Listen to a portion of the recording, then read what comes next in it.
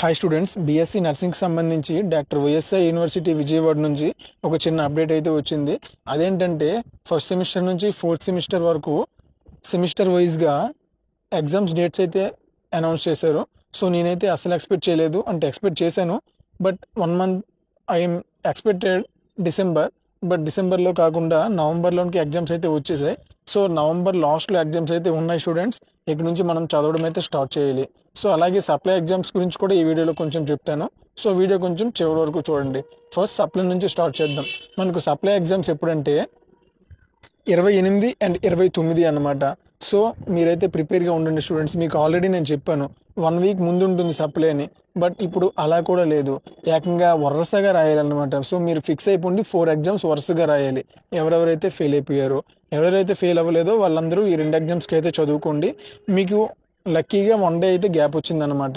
So మనకి first exam 30న జరిగితే second exam అనేది 2వ తారీఖున జరుగుతుంది. సో మధ్యన 1 అనేది సండే, అందువల్ల మనకైతే బ్రేక్ వచ్చిందనమాట.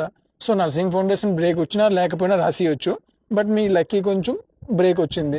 సో ఆ బ్రేక్లో మీరు చదివేసి నర్సింగ్ ఫౌండేషన్ 1 and 2కు రాసియచ్చు అనమాట. సో మీకు బాగా అర్థమైంది అనుకుంటున్నా స్టూడెంట్స్.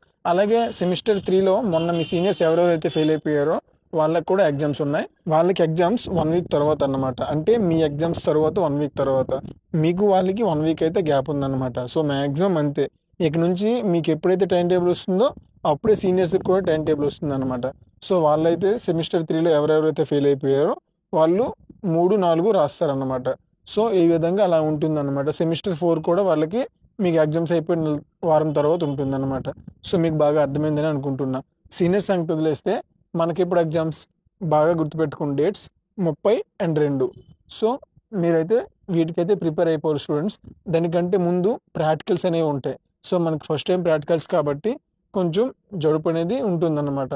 సో మనం ఏం చేయాలి, ముందుగానే ప్రిపేర్ అయిపోవాలి. అంటే మీకు ప్రాక్టికల్స్ ఇంకొక వారం రోజుల్లో ఉన్నాయి అంటే ఎప్పటికీ మీ స్టడీ అనేది ఫినిష్ అయిపోవాలన్నమాట. సో స్టడీ మీద ఫుల్ ఫోకస్ అయితే పెట్టండి స్టూడెంట్స్. మీకు ఎటువంటి మోటివేషన్ కావాలన్నా ఒక కామెంట్ చేయండి, మోటివేషన్ వీడియో దింపుతా. ఆ మోటివేషన్ వీడియో చూసి కొంచెం మోటివేట్ అవ్వండి. ఇక చదవడం అయితే ప్రారంభించండి స్టూడెంట్స్. గట్టిగా కొడితే ఇంకో 60 days అయితే ఉంది. సో ఈ 60 daysలో మీరు క్లినికల్స్కి వెళ్ళాలి, అట్లా యాజ్ వెల్ యాజ్ చదువుకోవాలి. సో బాగా గుర్తుపెట్టుకోండి స్టూడెంట్స్, మన చేతిలో అయితే గట్టిగా కొడితే ఒక 50 days ఉంది. ఆ 10 daysలో ప్రాక్టికల్స్ అని అదని ఇదని ఆ ప్రెజర్లో అయిపోద్ది.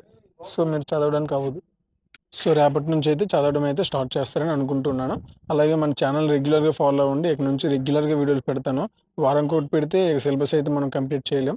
సో మన ఛానల్ అలా ఫాలో అవుతూ ఉండండి. వేగంగా వీడియోలు చేయడానికి అయితే ట్రై చేస్తాను. ఓకే స్టూడెంట్స్, ఈ వీడియో మీకు నచ్చితే లైక్ చేయండి, సబ్స్క్రైబ్ చేయండి, మన ఛానల్ ఫాలో చేయండి. మళ్ళీ నెక్స్ట్ వీడియోతో కలుద్దాం. అప్పటిదాకా బాయ్ బాయ్.